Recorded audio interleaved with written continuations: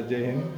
मी Radhanagari police स्टेशनच्या सर्व नागरिकांना आणि युवा वर्गाला या माध्यमातून एक आवाहन करतो की राधानगरी तालुक्यात तसंच आपल्या जिल्ह्यामध्ये सुद्धा जे म्हणजे व्यसनाधीनचं प्रमाण आहे ते प्रचंड वाढलेलं असं दिसून येत आहे. कालच आम्ही एक गांजाची कारवाई केली. त्यात एक 18-19 वर्षाची कोळी मुलं त्यामध्ये गांजा पिताना आम्हाला सापडून आली.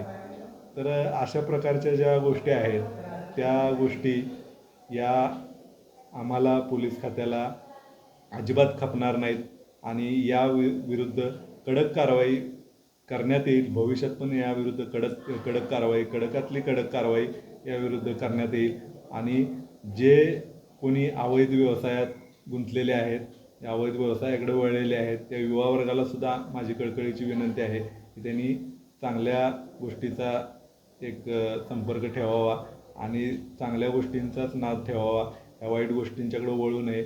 अवैध व्यवसायासंदर्भातली किंवा गांजा किंवा इतर कुठल्याही अवैध व्यवसायासंदर्भातली कुठलीही गोष्ट असेल तर ती राधानगरी पोलीस स्टेशनच्या पर्यंत सर्व नागरिकांना कळवण्यासाठी मी विनंती करतो आहे.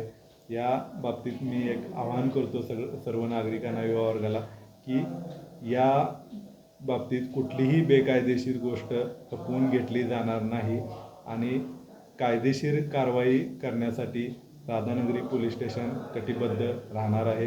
भविष्यात सर्व नागरिक, युवा वर्ग यांना हा आमचा राधानगरी पोलीस स्टेशनच्या माध्यमातून एक आवाहन आहे आणि एक मेसेज आहे.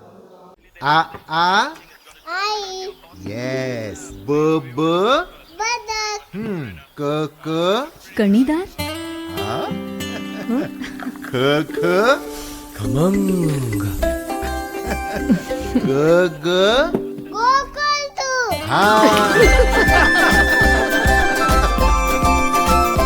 अगदी घरच्यासारखं. कणीदार, खमंग म्हणजेच गोकुळ तूप.